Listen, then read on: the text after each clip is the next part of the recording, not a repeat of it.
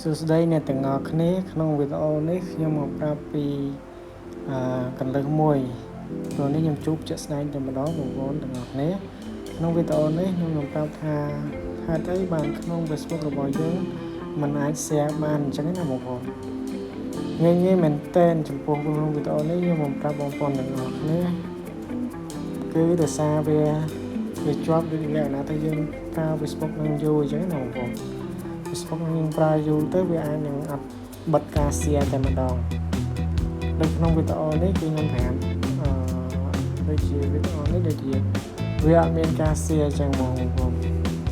ហើយបងប្អូនវាអត់មានសញ្ញា share សញ្ញាអីចឹងណាបងប្អូនតែនៅក្នុងនេះគឺខ្ញុំប្រាប់ពីវិធី share វិញ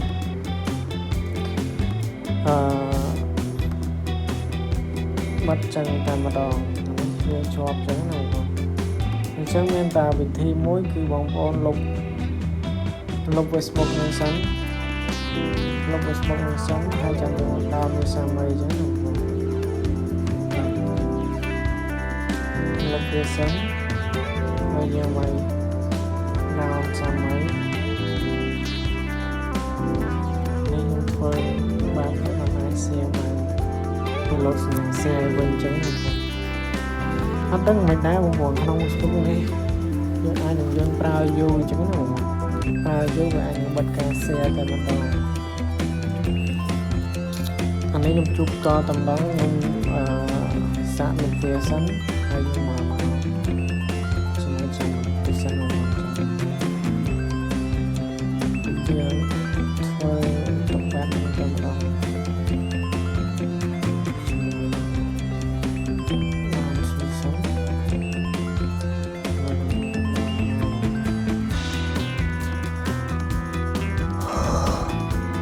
ចាំបន្តិចបងប្អូន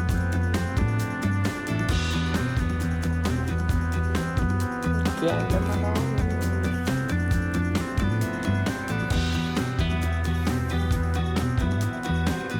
យូរដែរបង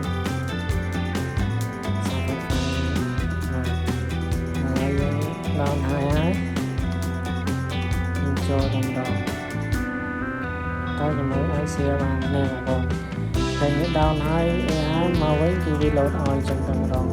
វាច្រើន Facebook គឺវាធ្វើទៅចឹងណាមានមែនតើអញ្ចឹងបងប្អូនក្នុងវីដេអូនេះគឺមានតែប៉ុណ្្នឹងទេបងប្អូនអាចឆ្ងល់អីផ្សេងហើយអាចខមមិនបានចឹងបងប្អូនតែវីដេអូមានតែប៉ុណ្្នឹងបងប្អូនងាយមែនតើខ្ញុំរកវិធីដោះស្រាយដែរបងប្អូនបានតែប៉ុណ្្នឹងទេអរគុណបងប្អូន